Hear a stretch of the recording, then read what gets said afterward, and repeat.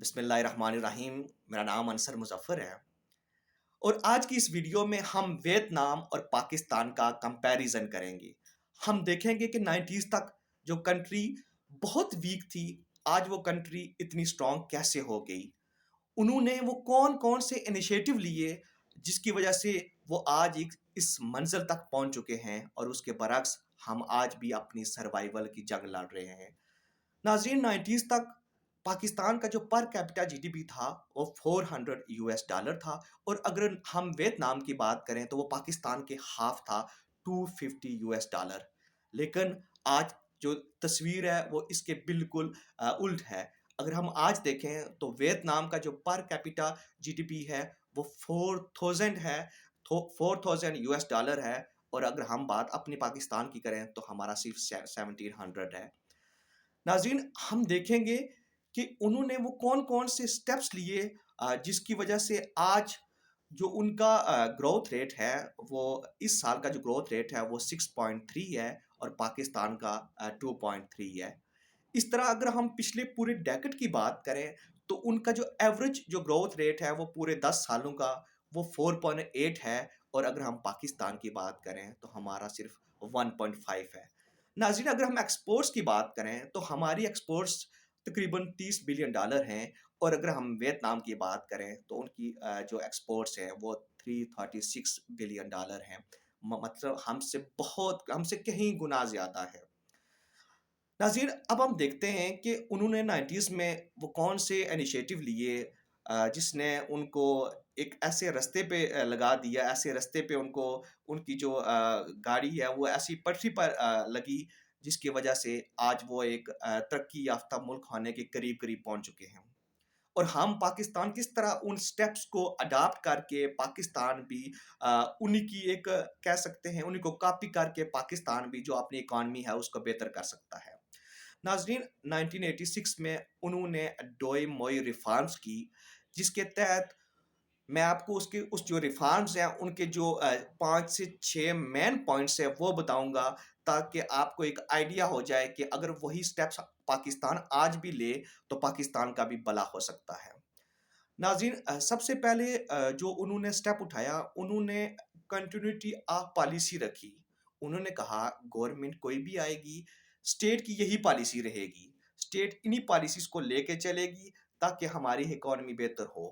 اس کے برعکس اگر ہم پاکستان میں دیکھیں تو پاکستان میں جو بھی گورنمنٹ آتی ہے، جو بھی پی ایم آتا ہے، جب وہ سب سے پہلے اوتھ لیتا ہے تو دوسرے دن جو سب سے پہلے وہ کام کرتا ہے، وہ جو پچھلی گورنمنٹ ہوتی ہے اس کی جو پالیسیز ہوتا ہے اس کو سیٹ اسائڈ کرتا ہے اور اپنی ایک جو ماڈل ہے اس کو انٹروڈیوس کرواتا ہے۔ اور ہماری تاریخ ایسی جو مسٹیکس ہیں ان سے بری پڑی ہے۔ اگر ہم دیکھیں، ایوب نے Howard trickle down model introduce کروایا، اس کے بعد جب ذوالفقار علی بھٹو آئے تو انہوں نے اس ماڈل کو سائڈ پہ کیا اور نیشنلزم کی جو پالیسی ہے اس کو انہوں نے امپلیمنٹ کیا۔ ان کے جانے کے بعد جب ضیاء آئے تو ضیاء نے ان کے ماڈل کو سائڈ پہ کیا اور انہوں نے ایڈ بیسڈ اکانومی جو ہے چلانی شروع کر دی۔ اس کے بعد 90s میں جب بے نظیر آئی اور اس کے بعد میاں محمد نواز شریف آئے تو ان سب نے آئی ایم ایف بیسڈ جو اکانومی ہے اس کو چلایا۔ اس کے بعد جب پرویز مشرف آئے تو انہوں نے کنزیومر کریڈٹ جو ماڈل ہے اس کو انٹروڈیوس کروایا۔ اس کے بعد جب میاں محمد نواز شریف آئے تو انہوں نے کرونی کیپٹلزم کو انٹروڈیوس کروایا، اور اس کے بعد جب عمران خان صاحب آئے تو انہوں نے ریاست مدینہ کا جب ماڈل ہے اس کو انٹروڈیوس کروایا۔ تو ہم نے یہ دیکھا کہ ہمارے ملک کے اندر جو بھی گورنمنٹ آئی انہوں نے جو پچھلی گورنمنٹ ہے اس کی پالیسیز کو سائڈ پہ کر دیا اور اپنی پالیسیز کو انٹروڈیوس کروایا، اور شاید اسی وجہ سے ہماری جو پالیسیز ہیں ان کے اندر جو ایک تسلسل نہیں ہے۔ ناظرین، دوسری جو چیز انہوں نے کی، انہوں نے جو اپنی انرجی نیڈز ہیں ان کو پورا کیا، اور جو انرجیز ہیں وہ انہوں نے چیپ ریٹ پر جو ہے نا انویسٹرز کو دی۔ اس کے برعکس اگر ہم پاکستان میں دیکھیں تو ہمارے ہاں خاص کر جب پرویز مشرف کا ایرا تھا، اور خاص کر 2006 اور 7 میں ہم نے دیکھا کہ پاکستان کے اندر بہت زیادہ لوڈ شیڈنگ تھی، ہمارے ہاں انرجی کی ضروریات ہی پوری نہیں ہو رہی تھی، جس کی وجہ سے ہمارے ہاں جتنا بھی ہمارا جو انڈیجینس इन्वेस्टर था वो भी और फॉरेन इन्वेस्टर भी वो पाकिस्तान छोड़कर चले गए, और उन्होंने किसी ने कोई वियतनाम चला गया, कोई बांग्लादेश चला गया, और कोई यूएई चला गया, और जिसकी वजह से हमारे यहाँ इंडस्ट्री जो है ना फ्लरिश नहीं कर सकी। उसके बरक्स जो वियतनाम में उन्होंने एक तो जो एनर्जी है वो चीप एनर्जी दी, और दूसरा उन्होंने जो फैक्ट्रीज़ थी या इंडस्ट्रीज़ थी उनकी जो ज़रूरियात थी उनको फुलफ़िल किया। और आज हम आज भी देखें, अगर पाकिस्तान के अंदर आज भी देखें तो बड़ी-बड़ी जो हमारी इंडस्ट्रीज़ हैं, चाहे वो टेक्सटाइल की हों, चाहे वो ऑटोमोबाइल्स की हों, वो इंडस्ट्रीज़ जो है ना वो बंद हो रही हैं। उसकी वजह यही है कि हमारी जो इंडस्ट्री है वो 70% ऑयल पे चलती है। ऑयल एक तो एक्सपेंसिव है, और दूसरा जो है ना हमारे मुल्क में आज अभी जैसे अभी हम देख रहे हैं कि हमारी रिज़र्व्स का इश्यू है, तो उस तरह से हमारे यहाँ ऑयल्स की जो है ना वो सप्लाई नहीं है, जिसकी वजह से जो बड़ी-बड़ी जो कंपनीज़ हैं वो अपने जो है उनके प्लांट्स वगैरह, इंडस्ट्रीज़ वगैरह उसको ना वो क्लोज़ कर रही हैं। नाज़रीन, उसके बाद तीसरा जो उन्होंने इनिशिएटिव लिया, उन्होंने ये जो उनकी स्टेट ऑन एंटरप्राइज़ेज़ थी, उनको जो लॉस में जा रही थी, उनको उन्होंने प्राइवेट किया। जिसकी वजह से एक तो वो जब वो उनको प्राइवेट किया गया, तो उनने जो प्राइवेट लोग थे, उन्होंने उस पे इन्वेस्ट किया, उन्होंने उसको जो मैकेनिज़्म था, उसको बेहतर किया। उसकी वजह से उन्होंने प्रॉफ़िट कमाया। प्रॉफ़िट कमाने के बाद उन्होंने जो स्टेट है, उसको टैक्सेस देने शुरू कर दिए। उन्होंने जो है ना एम्प्लॉयमेंट जनरेट हुई, और तीसरा ये है कि उनकी एक्सपोर्ट्स बढ़ी। उसके बरक्स अगर हम पाकिस्तान में देखें तो हमारी जो स्टेट ऑन एंटरप्राइजेज़ हैं, जिन्होंने रियासत को पैसे कमा के देने थे, जैसे पीआईए है, रेलवे है, उसके अलावा पाकिस्तान स्टील मिल है, बजाय पैसे कमा के देने, इन्होंने उल्टा जो अवाम के टैक्सेस के पैसे हैं वो इन पे खर्च हो रहे हैं। अगर हम सिर्फ पीआईए की बात करें तो पिछले साल पीआईए ने तकरीबन 70 बिलियन पाकिस्तानी रुपीस का लॉस किया। अगर हम पाकिस्तान स्टील मिल्स की बात करें तो अगर पाकिस्तान स्टील मिल एक घंटा ऑपरेट होती है तो वो तकरीबन 50 लाख का नुकसान करती है, और पिछले 15 सालों में पाकिस्तान स्टील मिल तकरीबन 334 बिलियन पाकिस्तान रुपीस का लॉस कर चुकी है। अगर हम सिर्फ रेलवे की बात करें तो रेलवे जो है ना वो तकरीबन 525 बिलियन पाकिस्तानी रुपीस का लॉस कर चुकी है। तो यहीं से अंदाज़ा लगा लें कि जो हमारी स्टेट ऑन एंटरप्राइजेज़ हैं, वो कितना हमारा लॉस कर रही हैं। उसके बाद नाज़रीन हमने देखा कि उन्होंने जो उनकी जो एक लेबर है, वो एक स्किल लेबर है, ठीक है? उन्होंने एक तो चीप लेबर प्रोवाइड की, जो बाहर से इन्वेस्टर आ रहे थे, और दूसरा ये है कि उनकी स्किल्ड है। हमारे यहाँ हम देखें कि हमारे यहाँ चीप लेबर तो है लेकिन स्किल्ड लेबर नहीं है, ठीक है? हमारी जो इंडस्ट्री है और जो हमारा जो एकेडमी है, इनका आपस में कोई लिंकेजेस नहीं है। हमारा जो एजुकेशन सिस्टम है, वो जो पढ़ा रहे हैं स्टूडेंट्स को, तलबा और तलबात को जो पढ़ा रहे हैं, उनकी तो मार्केट में डिमांड ही नहीं है, और यही वजह है कि हमारे यहाँ जो है ना वो स्किल्ड लेबर नहीं है।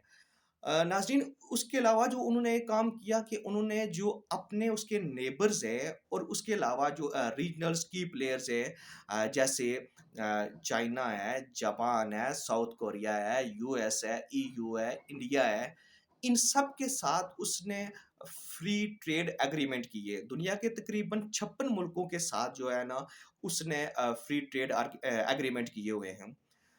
उसके बरक्स अगर हम पाकिस्तान की बात करें तो हमारे यहाँ हमारे जो नेबर्स, खासकर हम नेबर्स की बात कर लेते हैं, तो हमारे 4 में से 3 नेबर्स के साथ तो हमारे रिलेशंस ठीक ही नहीं है। इंडिया के साथ तो हमारी जो ट्रेड है वो बिल्कुल है ही नहीं है। 2019 से तो हमारी ट्रेड बिल्कुल बंद है, और पहले भी हमारी ट्रेड उस तरह से खातिर-ख़्वाह नहीं थी।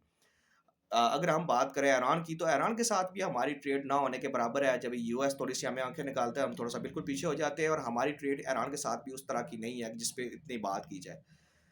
अगर हम अफ़गानिस्तान की बात करें, तो अफ़गानिस्तान के साथ हमारी ट्रेड हर वीक के बाद कोई ना कोई सिक्योरिटी इश्यू पे चमन बॉर्डर को क्लोज़ कर दिया जाता है, और हमारी ट्रेड उस तरह से भी हम उस तरह से जो हम एक बेनिफिट ले सकते हैं, नहीं ले रहे।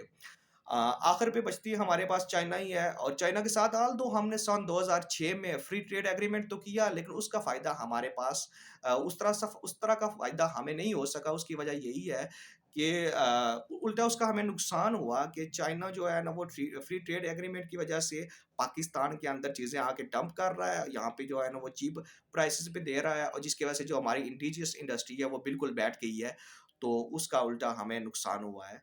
तो उसके अलावा जो उन्होंने एक और वो किया वो ये है कि उनने एफडीआई, वियतनाम ने एफडीआई को बहुत ज़्यादा अट्रैक्ट किया।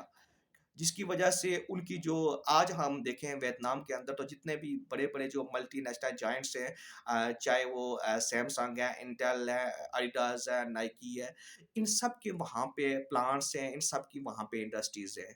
اور اس کے برعکس اگر ہم پاکستان کی بات کریں تو سن 2011 سے اگر ہم سی پیک کو نکال دیں تو ہماری جو ایف ڈی آئی ہے وہ 1 بلین سے بھی کم ہے۔ اگر ہم اس سال کی بات کریں، جیسے ہمارے ملک کے اندر پولیٹیکل اسٹیبلٹی ہے، ہماری رائزنگ ٹیررزم ہے، اور اس طرح کے جو دوسرے ہمارے ملک کے اندر معاملات چل رہے ہیں، کہیں ہمارے جوشری، کہیں ہماری دوسرے ادارے ایک دوسرے کے آمنے سامنے ہیں۔ تو ابھی جو میں ایک کوٹ کر رہا ہوں وہ اسٹیٹ بینک آف پاکستان کو کر رہا ہوں کہ پہلے 6 ماہ کے دوران جو ہماری جو ایف ڈی آئی ہے وہ تقریباً 59% کم ہوئی ہے، تو اس سال تو وہ بھی کم ہو گئی ہے۔ تو یہ کچھ سٹیپس تھے جو ویتنام نے لیے، اور جس کی وجہ سے وہ آج ایک اچھی منزل پہ کھڑا ہے۔ آج وہ ایک ترقی یافتہ جو ملک ہے اس کی جو دوڑ ہے اس میں شامل ہو چکا ہے، لیکن اس کے برعکس اب پاکستان ہے، وہ میں پہلے کہہ چکا ہوں کہ ہم آج بھی اپنی سروائیول کی جو جنگ لڑ رہے ہیں۔ ناظرین، اس ویڈیو میں ہم نے پاکستان کی اکانومی کا پہ اس طرح سے بات نہیں کی، کیونکہ میں جو پاکستان کی اکانومی ہے اس پہ الگ سے ایک ویڈیو بناؤں گا۔ یہ میں نے صرف کمپیریزن کیا ہے، جس میں میں نے ویتنام اور پاکستان کا کمپیریزن کیا ہے کہ ان دونوں کے ملک جو ممالک ہیں، جو دونوں کنٹریز ہیں، ان کے درمیان کیا کیا فرق ہے۔ آئی ہوپ آپ کو یہ ویڈیو پسند آئی ہوگی۔ انشاءاللہ اگلی کسی ویڈیو میں انشاءاللہ ضرور ملاقات ہوگی۔ Thank you very much.